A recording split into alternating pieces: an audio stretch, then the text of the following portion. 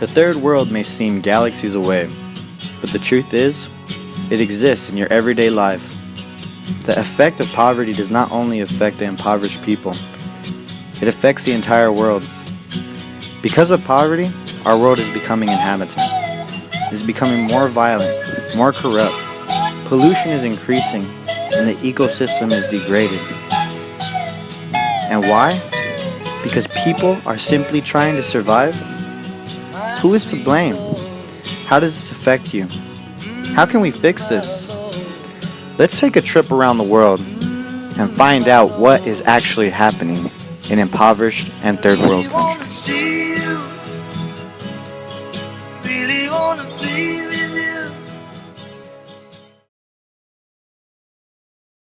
Let's first travel to Haiti to find out how poverty has shaped the environmental situation. In Haiti, not a scrap of wood is wasted, a practice that has laid waste to a once beautiful, verdant tropical nation. Now home to an environmental catastrophe according to UN experts. You can see things here that you might not see anywhere else in the world. The UN's humanitarian coordinator in Haiti has seen the most troubled environmental spots on the planet, but says Haiti's uniquely horrible, with only 2% of its trees remaining and 36 tons of topsoil, trash, and other debris washed into the Caribbean each year. And all this environmental damage is doing great economic damage to the island nation. It means that every year, people become even poorer, despite the effort, if you want, from the international community, their own effort, they slide further down. Many say they have no choice. Hacking down the trees is their only way to survive, even though they know it's killing Haiti's environment. Marcellus Luis is typical that way. The land is mine, and I have no other means. The environmental damage extends to the sea as well. Haiti's coral reefs and marine life, once some of the most beautiful anywhere, are now devastated, pushing feeding fish away from fishermen. We do worry about getting disease, but we're resigned to it. What else can we do? Rodrigue Sabi says he can actually taste the difference in the fish they catch as conditions deteriorate. There are fish that eat copper, and when we catch them and eat them, we get sick. Fishermen like Rodrigue can spend up to 7 hours each day working these filthy waters, and because the pollution is so bad, oftentimes when they do pull up these huge nets, the only catch of the day is dead fish. On the next part of our journey, let's visit Sierra Leone, one of the poorest countries in the world.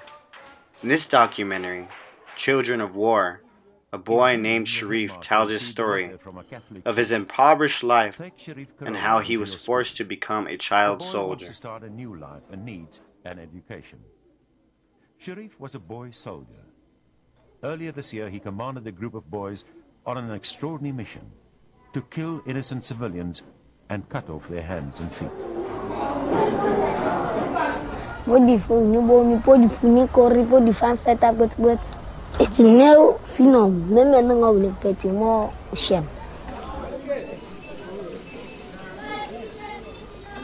In July last year, rebels attacked the town in northern Sierra Leone where Sharif lived with his parents and 10 brothers and sisters.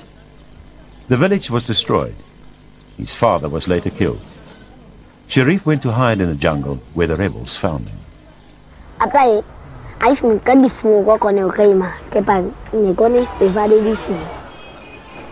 Most of these young children, come from very poor and destitute homes. And when you employ them, you give them food and then they are drugged.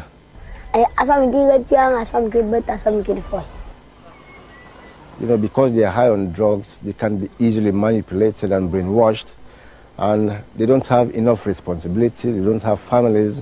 So if you send him on any mission, he will just obey without thinking twice. Now, let's follow the Institute for Global Labor and Human Rights to Bangladesh to see the role poverty plays in the economy today. Do we ever stop to think who makes the products we buy? Do we ever stop to imagine the human face behind the label? All across the developing world, the workers who make our product are young people. 80% of them are women 16 to 25 years old, who are locked in factories and forced to work under harsh sweatshop conditions. There are 1.8 million garment workers in Bangladesh, in 3,600 factories, sewing over 900 million garments a year for export to the U.S. All the giant U.S. retailers produce there. This is the human face behind the global economy, which the companies do not want us to see. In fact, in the developing world, the corporations have almost wiped out the cost of labor.